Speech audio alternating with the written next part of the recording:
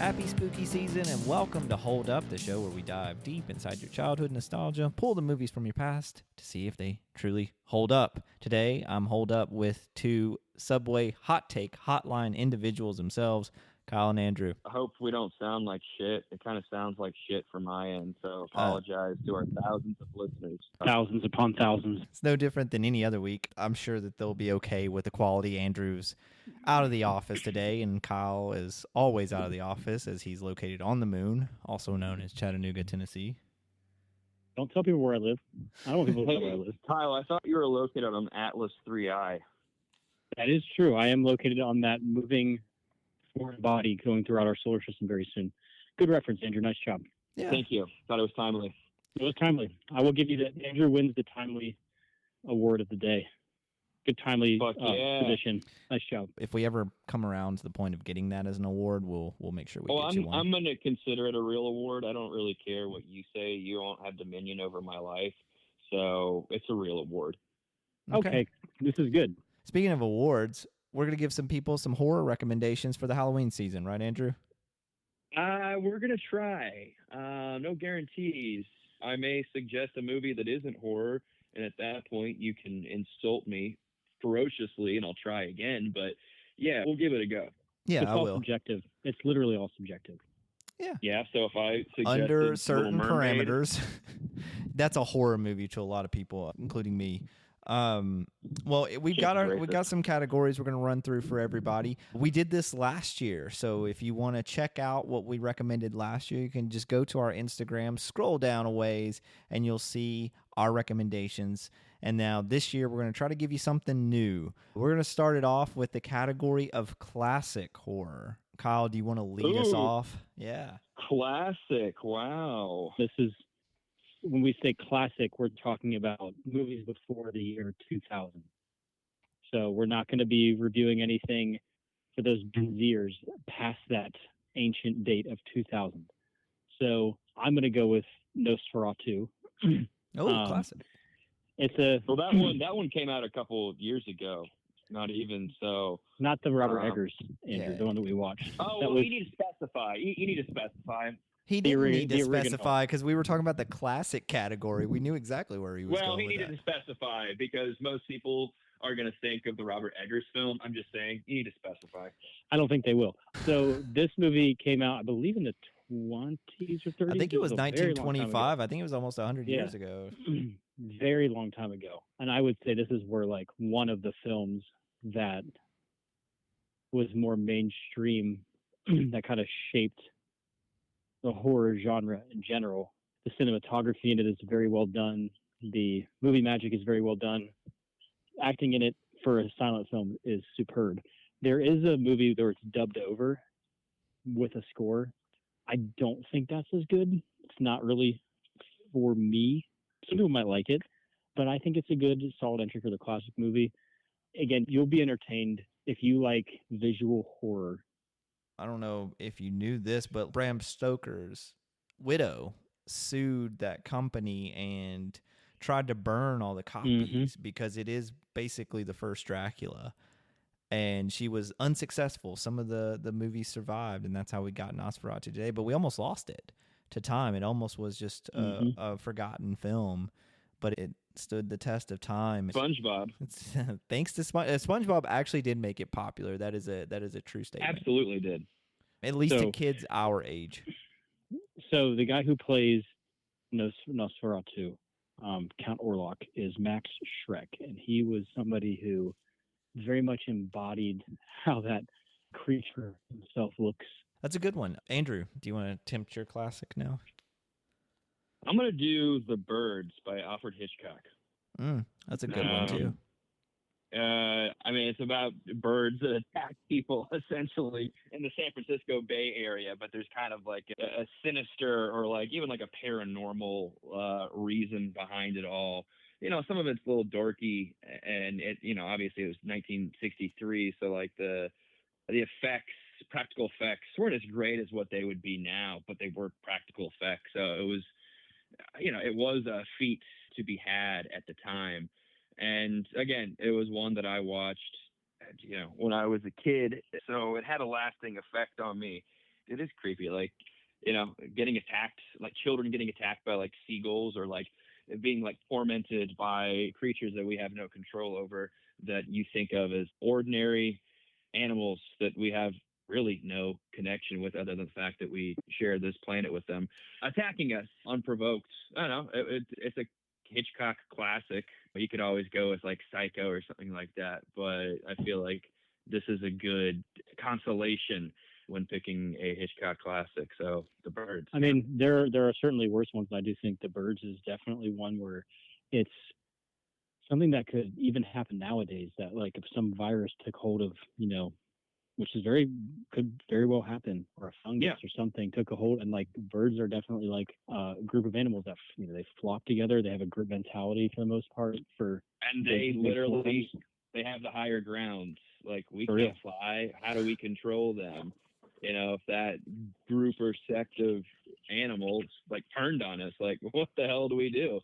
Think about taking your dog out every night, or just going on a walk, or driving, having to fend off like rogue, like evil birds. It's unsettling. I feel like that's a movie that they don't need to, but it could be remade now. And if it was in the right hands, I think they could do a pretty solid job with it, and then maybe infuse some more modern ideas into it as well.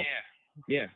It is one that I do assume that they're going to remake at some point, or at least put a spin on it. It's coming at some point down the road. But that's a good pick. This one's for my dad. House on Haunted Hill is my classic pick. Oh, yes. With Vincent Price. It is a great Halloween feeling movie, even by today's standard. It's something you can watch. Anybody can pick it up and watch. There's no gore. It's not super scary, but it has this like suspenseful, tense feeling. If anyone doesn't know, Vincent Price plays this owner of this mansion, and he invites several people to spend the night, and anybody that can survive the night in this haunted mansion gets $1 million. There's some stuff to unpack, some great suspense, and some surprises along the way, but it was one I watched a lot as a kid, and it still kind of has that spooky vibe to it, and that like dim lit kind of room on Halloween night. It really just gets me every time. It's a good one. Did you ever see the remake from '99? I did. It's not that bad. It's not great by any stretch of the imagination, but it's often forgotten too. Yeah. It's also quite a bit more stretched than the original, but that's a good one. That's a good one. Moving on right along here, Kyle, we're going to go with your favorite category. We're going to go with sci-fi. So I actually have 2 selections for sci-fi this year. Okay. Oh. Violating the rules, but it's okay. We'll allow it. I'll do whatever I want, and you'll be happy. Okay. I am happy. Yeah, you're right. You are. So I will say the first one is going to be one I don't think we might have talked about this last time. So if we did, that's why I have a backup for another reason. But District 9. We did not. That is a new one to the list. Yes. That is one that gets on the list because it is, while heavy-handed, still a pretty good story, relevant story to the world we live in now. It deals a lot with haves, have-nots, treating groups of people certain ways, bigotry, racism. It's a big political movie, and I remember it is.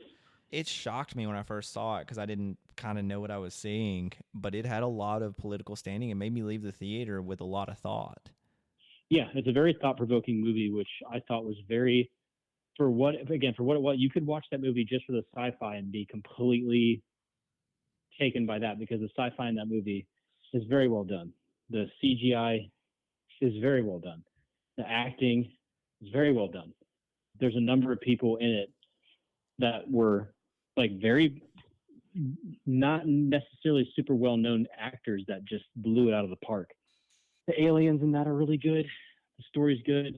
I think a fun fact about this, I could be wrong, but I think the last time I remember going over this, I believe that movie, the budget was bookmarked for the Halo movie that they were going to make with Peter Jackson, I thought. But as things fell through, so they had this big budget sci-fi and they didn't have a script with it, so they found the script and they did the movie, and that's what we got. Very concise look. I'd rather have that than Halo, honestly. I think District 9 is a lot better than anything that they would have made with Halo at that point. I'm still waiting for a good Halo. I think they could do a great Halo movie, but like it's going to be very expensive. Yeah, and the especially Amazon now. series is not very good. So yeah, surprise. They may have waited their length at this point on it. Probably not going to happen because they were going to do a Gears of War movie too.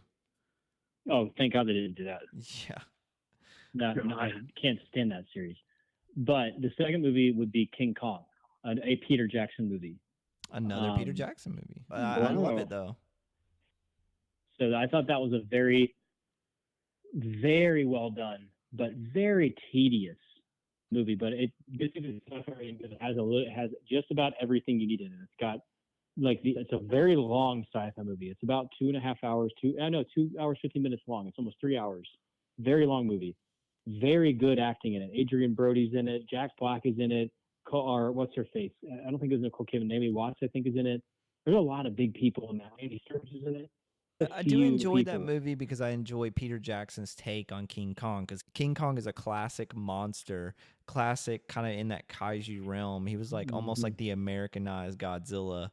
And I really enjoyed Peter Jackson's take on that because he just added a lot of depth to who King Kong is as a monster and the world that he's from.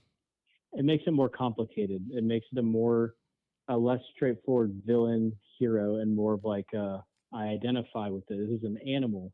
This is a highly intelligent animal that has a sense of self, and all we see in it is money and corruption. Very sad movie. Yes. I will just say that. Very sad, but very well done. And the action sequences in it are very well done. CGI might be getting a tad dated now, but it's still a very good sci-fi movie. Worth the watch. Yeah, I'm going to shock you both because I'm going to go with something newer in my sci-fi category. But I just watched a movie this last year that really blew me away. And there's not very many modern movies that just blow me away like this, but it is The Substance. I think is a phenomenal sci-fi movie, especially sci-fi horror. And it just kind of captivated me. It had a lot of Cronenberg in it. I don't know. Did you guys ever see it? Have you guys seen it yet? No.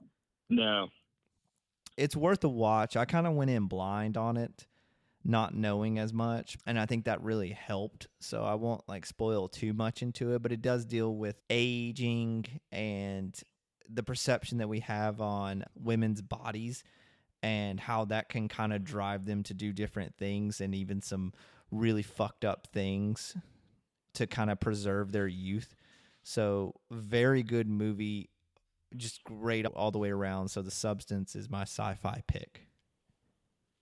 Nice. People thought Demi Moore killed it. I mean, she won the Golden Globe, I'm pretty sure. She still looks fabulous for her age, too. But she was great in it. I mean, and I can't even think. I'm trying to think of who the young actress is that's in it. And I can't.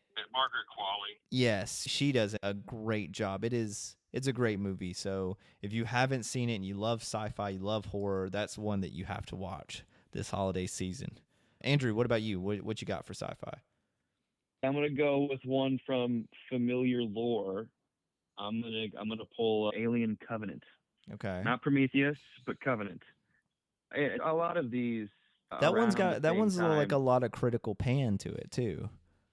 Yeah, mixed reviews from people, but idiots. I agree.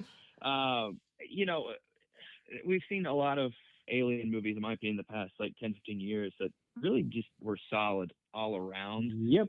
This one's no stranger to that, and it kind of has the same feel as Prometheus. You feel doomed from the beginning. Yep. It's dark.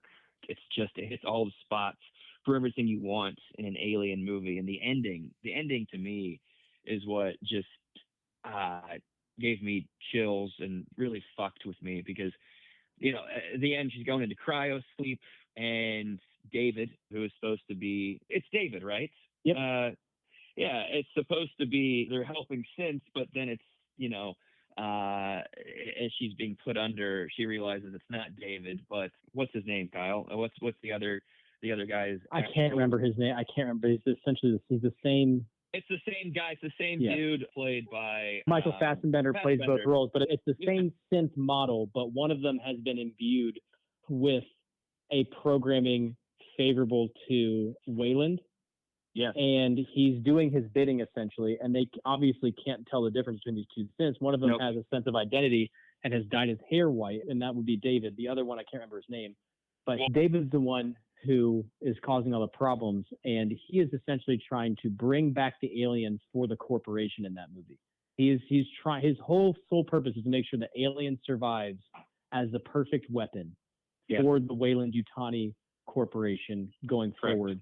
And that's pretty much like hits on the theme of like all the alien movies, which is like, you know, corporate greed, money is the real enemy, not necessarily this perfect organism whose only sole purpose is to help propagate itself through parasitic means. I agree. I think this is one that people really shat all over because it wasn't like super thought out. I thought it's not supposed to be. Like, that's not what that movie is. Prometheus did plenty of that for us. This is a follow-up to Prometheus.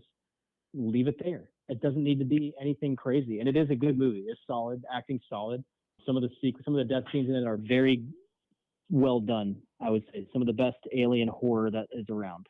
It's hard. It's creepy and evil and dark and all the things you want to get into for this spooky season. So highly recommend. Well, Andrew, we're going to hit harder and ask you to go with your slasher because I know that is your least favorite category. Hey, you remembered. I do. I remember everything about you, Andrew. All right. So I don't really... It is a slasher, but also it's more of a suspense horror thriller. But I'm going to go with The Strangers, the original. Yeah. I was going to pick that. I'm glad I had a fucking backup. I was going to pick that. Andrew, you son of a bitch. I'm glad you picked me first because I would not have had a slasher beyond this, but that movie always freaked me the fuck out. It's very Still real. Does. I watched it. Very real. I watched it a couple years ago, and you always watched it at night. This is not a day movie. You watch it at night. All the lights are turned off. It's just unsettling. It's just so unsettling. I was going to say Prey at Night, which was the sequel that a lot of people panned, I thought was really fun. It's not as serious as the original, or at least it's not as... The original is so serious and the tone is so dark. It is. The second one gets kind of a little bit more like flamboyant with it. But that is a great pick because that is a solid slasher that they haven't been able to repeat the success of. They just remade them, and they're getting panned left and right. I don't know why they did. Yeah, I don't know why they did. I mean, it's a one and done. Movie came out in 2008. Why do you need to remake a movie from the past 20 years? You don't. You know what I mean? You don't. Just let it be. Kyle, what's your since Andrew stole your original, what's your backup? Well, it's similar-ish, but not really. I don't know if you all have seen Funny Games before. Oh, is that German?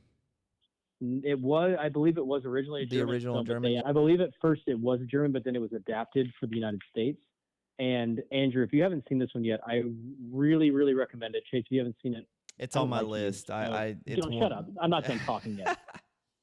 Yeah, I recommend. If you guys haven't seen it, I really highly recommend it. Chase, I think you would really enjoy it, just because of like what it gets into, and the whole premise of this, without giving anything away, is like social norms that we've adopted in the last like 100 years will get us killed. Like there's no world in which this movie happens anytime before the year 1900 in certain areas. In some places, maybe even might happen more. But like in our modern world, there is no this would happen like all the time because people are so used to, nobody wants to say no. I don't think this movie would be able to happen before the year 1900. Nowadays, this would happen all the time just because we are so used to not saying no, and we're so used to social cues. And this is a movie that preys on your social cues. And like when somebody says, please, you say, thank you. Yeah, thank you. Whatever the call and response is, this plays off of it very well, and it's horrifying. It's really, really scary. It very much just plays on fears that you didn't know you had until you watched this movie, and it's tough to watch.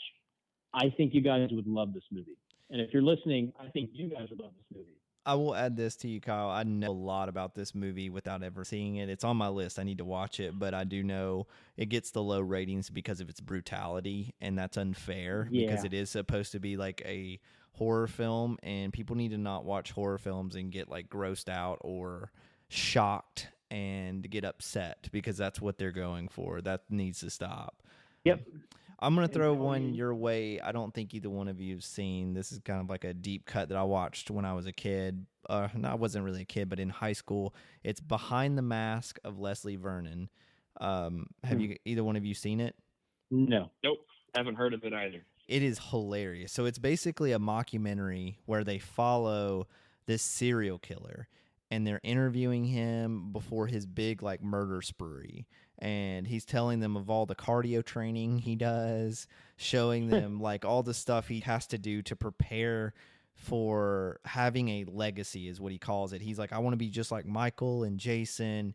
And he's like, you got to have all these things. You got to have, you know, and he's teaching them all this stuff. And they're just like kind of half-heartedly going along with it. They think he's just kind of like a psycho. And then halfway through the movie, the real movie begins. And it turns into a full-fledged horror slasher film. But the first half is this mockumentary. It is well done. It is so funny. I think there's one line in there I could think about constantly where he's doing a bunch of cardio. And they're like, what are you doing? He's like, I'm doing cardio. Have you seen the, you know, where the kids are running and they're trying to keep up? Like, it tires your ass out. You got to be ready. And so it's like, you know, just thinking about a slasher from the perspective of the killer is really good. Well-made movie, was an independent film. It floated under the radar for a long time, but well worth the watch. Andrew, I'm going to swing it back over to you. We're going to hit the zombie category. Okay. This one isn't as horror-driven as you'd like, but again, not the biggest fan of zombie movies either, but Shaun of the Dead. I love that that's movie. Phenomenal zombie movie. Great That's like movie. one of the best of all time. It's incredible. It's funny. It's Simon Pegg and Nick Frost, who really can't do any wrong, in my opinion. No, they're one of the best duos ever. Yeah, this is a movie for like literally like everyone, like age like 12 and above. Yep. It's not too brutal. It's fucking hilarious. Very Edgar Wright. Edgar Wright's such a great director. I mean, like, yeah, he is. And this is the first installment in the Cornetto trilogy. Yes. Correct. It's the original of the three, and you just can't go wrong with this movie. It's one that you honestly, all three in that trilogy, you know, I would say you're not going to miss. I would say Hot Fuzz is probably my favorite. They're all great. They're all worth the while, but Shaun of the Dead, watch it. You won't hear an argument. Yeah, and Andrew, I'm even following in your footsteps here. So I picked Return of the Living Dead. That's one of my all-time favorite zombie films. It's the first zombie film where zombies were talking and wanting brains because they're like hurting. So they kind of explain a little bit of why they do what they do. But it's absolutely slapstick hilarious. Like where they're... Is that the one where they train the zombie to shoot the gun at the end? No, that was a Day of the Dead. That was which is still that's another good one out there. Day of the Dead, also very slept on. A lot of people thought it was really bad following Dawn of the Dead, which, I mean, Dawn of the Dead may be the best zombie film ever made. But Day of the Dead, it still stands up. It actually stands up more now than ever before. It's a really good watch, very tense, some great acting in that one as well. But Return of the Living Dead is they're at a medical supply store and the guy's just showing off all the equipment that they have, and they actually have some of the corpses from Night of the Living Dead. It apparently really happened, and the government's trying to cover it up. And they open it up, and the gas leaks out, and everybody turns into zombies. Right. Yeah, I remember that one. Yes. There's a part where they can't figure out what to do, and they're going to burn the zombie parts because they keep hacking them up like in the movie, and it's not killing them. So it's like nothing can destroy them because they're already dead. And he's like, what's in these bags? What do you got? And he's like, weasels. And he's like, weasels? And he's like, yeah, they're rabid weasels. We have to burn them. But like one of my favorite films. I watch it every year in October. It never gets old. It's such a great movie. I think Kyle, what you got for us in the zombie? We've already we've covered this one lightly before, but Quarantine, the American version that everybody Oh yes. I almost picked Wreck, believe it or not. Really? I'm glad you did. You fucking prick. You would have just tried to upstage me by picking the real artistic Spanish version. But Quarantine's good though. It's kind of like shot for shot, but it's still good. But again, like it doesn't need to be anything else than that. And there's nothing else that needs to be said. Like the whole time, like from the beginning of that movie and just like from where it starts to where it ends and the journey they take you on is very well done. And the acting, pretty well done. Not very bad for found footage, which is definitely something that I might double up on that because I think it's a great zombie, but also found footage. It kills two birds with one. I think that like, the moral dilemma of like, are we ever going to get out of here? Why are they doing this to us versus the fact that they kind of know at a certain point why they can't get out and what they're doing. And I highly recommend watching this. Very tense. I didn't tell you anything that it's very tense. Didn't tell you anything about anything else other than the main story points. So go watch it. Classic Jennifer Carpenter movie too. Yeah. What'd you say? We'll be visiting another one of hers here soon. Very soon. Mm-hmm. Kyle, we'll stay on you since you started the found footage. What's another found footage film that the people can watch? Quarantine. That was your. So you're gonna do Quarantine twice? I'm gonna have to. I don't know of any except for like the Paranormal Activities. How about we say this? Kyle's pick is going to be Wreck. So if you love Quarantine, the English version, go watch the Wreck series, which is the Spanish-made version that came before it. That's going to be his pick. Andrew, do you have a found footage film for us? Yeah, I want to make sure this is not my paranormal because it could be. No, it's not my paranormal because it could be considered paranormal as well. A lot of the found footage films are based in the paranormal world. I had to go a little bit deeper for this one because, as Kyle said, like a lot of the found footage, like we've talked about, or the options are limited. But I'm gonna go with The Taking of Deborah Logan. Very good. I almost picked that one too. Believe it or not, glad you didn't. That is brutal. Absolutely brutal. Yeah. It is dark. I remember I watched it my freshman year at MKU alone in my dorm, and it was tough.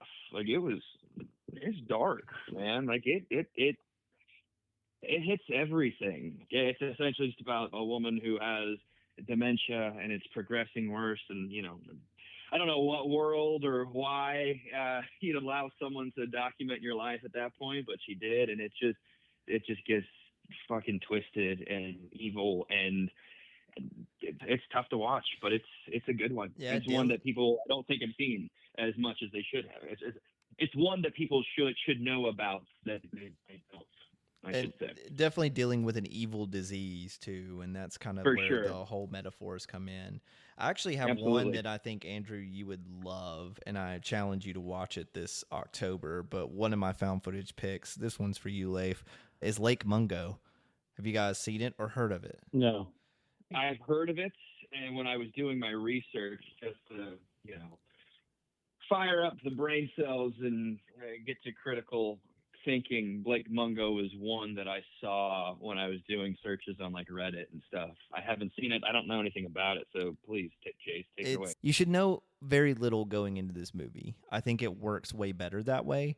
It is kind of found footage, kind of mockumentary. It sets up like a documentary. I think it's Canadian, and this girl drowns in this lake, and the family is thinking they're dealing with her presence and her spirit, and they're kind of like documenting it from the form of like a 60 minutes episode. That's how it's kind of set up.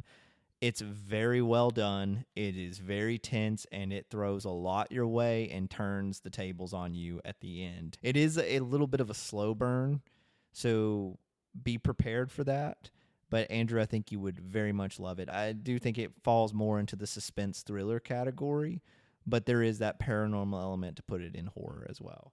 Speaking of paranormal, we're hitting the paranormal category. Yeah, I'll start us off. I'm going another international film. This one is pretty recent. It's When Evil Lurks, something that blew me away. It's from Argentina. It's basically, what if a town could become possessed by a lingering spirit? I won't give any more away than that. It is a wild journey. It's not a movie for the faint at heart either. Be just prepared for that one. But it is a great movie to watch. Kyle, what about you? Do you have a paranormal one for us? Veronica. It's a movie solid. that, yes. It's another foreign film. It's Spanish, Spanish, yes, right? it's Spanish. Yes. Yeah. I believe it's Spanish. Yes, it's I believe Spanish. I believe it takes place in Spain is what I mean. I know the language being spoken is Spanish. I mean, setting, I don't know if it's like Central America or Spain, but I believe it's Spain. I do believe it is Spain. First, I thought maybe Mexico, but I think it is Spain. I think it's Spain. Very Catholic culture, very much a religious culture. And this movie I could not watch it the first time I watched it because it was a little too much.